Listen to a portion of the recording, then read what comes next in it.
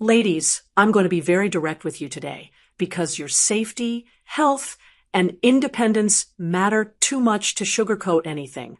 As a doctor who's worked with women over 60 for more than 2 decades, I've seen the dangers that come with living alone. And here's the truth. Most of these risks are never talked about until it's too late. In this video, I'll share 10 things you must avoid when living alone as an older woman. And I promise you, number 7 could save your life. Before we begin, tell me in the comments, what's your biggest fear about living alone? I'd love to hear your thoughts. And if you find these tips helpful, please give this video a like and hit subscribe so we can reach more women just like you. 1. Ignoring small medical symptoms. One of the most dangerous habits I see in my older female patients who live alone is brushing off early warning signs. I've heard it countless times in my clinic. I didn't want to bother anyone. It's just a little pain. I'll be fine. But here's the thing. Women often present very differently than men when it comes to serious conditions. For example, heart attacks in women may feel like indigestion, jaw pain, or just being unusually tired, not the crushing chest pain you hear about in men. Strokes can start with something as subtle as slurred speech, one droopy eyelid, or sudden clumsiness in one hand. Infections, urinary tract infections, for example, can lead to confusion and dizziness instead of just burning during urination. When you live alone, there's no one to spot the changes in your face, your balance, or your personality. That means you must be your own advocate. My advice: keep a symptom journal so you can track anything unusual over days, not just minutes. If something feels off, call your doctor immediately. It's better to waste a 10-minute appointment than lose your independence to a preventable health crisis. 2. Having poor lighting in hallways and bathrooms. Falls are the leading cause of serious injury in women over 65. And lighting is a silent culprit. I've had patients who broke hips simply walking to the bathroom at night because they couldn't see the rug edge, the door frame, or the small step into another room. Why lighting matters so much. As we age, our eyes need more light to see clearly, but most people don't update their home lighting to match. Nighttime trips to the bathroom are incredibly common due to bladder changes, medications, or just routine. And that's when accidents happen. What you can do: install motion-activated night lights in hallways, bathrooms, and bedrooms. These mean you never have to fumble for a switch in the dark. Use bright, warm LED bulbs. They're gentle on the eyes, but much clearer than old yellow bulbs. Put glow-in-the-dark strips on steps and along the floor to give you a clear visual path. Remember, good lighting doesn't just prevent falls. It also deters intruders by making it obvious that your home is well-maintained and secure. 3. Keeping emergency numbers in your phone only. Technology is wonderful until it fails you. I can't tell you how many women I've treated who needed help but couldn't access it because their phone battery died. The phone was in another room. They fell and couldn't reach it. If your emergency contacts live only in your mobile phone, you're taking a huge gamble. Instead, create a no power needed backup. Write your emergency numbers in large, bold print and keep a copy by your landline, if you have one, on your fridge, in your handbag, and in your wallet. Include your GP, a trusted friend or family member, your pharmacy, your local hospital, and emergency services. Consider keeping a medical alert system, a wearable button you can press to call for help, especially if you have any medical conditions that could cause sudden falls or fainting. 4. Not having a check-in system. This is one of the most heartbreaking things I've seen in my career. A woman in her early 70s came into my clinic once after recovering from a bad fall.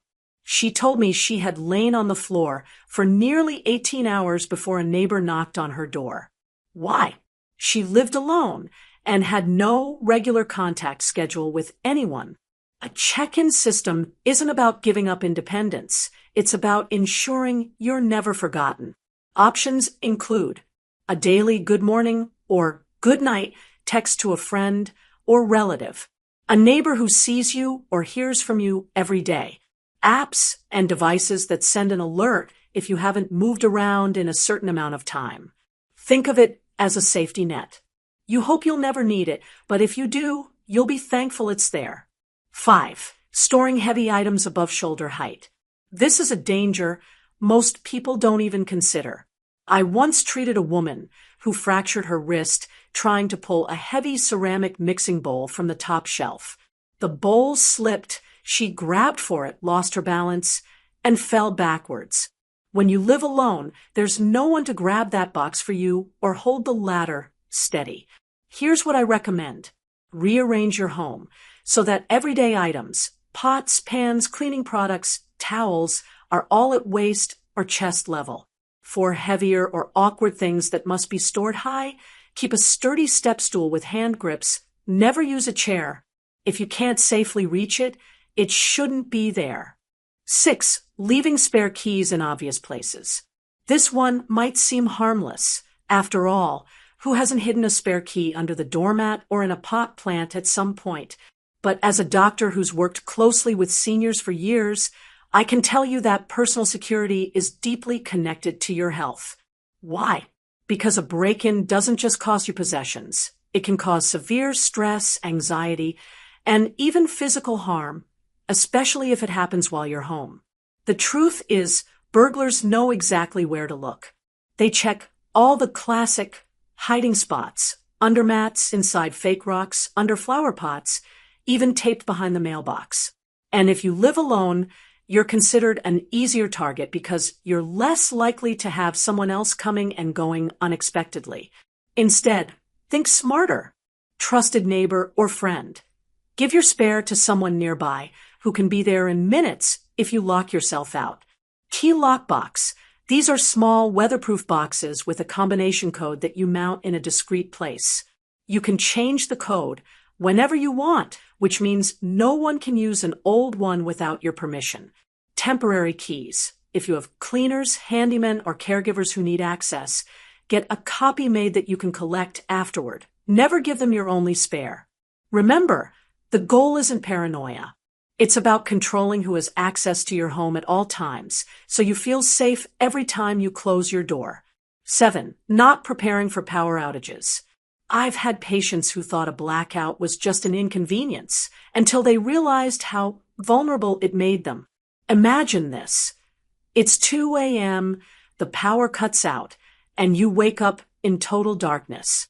You can't see the hallway rug. You stub your toe, you lose your balance, and now you're on the floor with no light and no one around to help.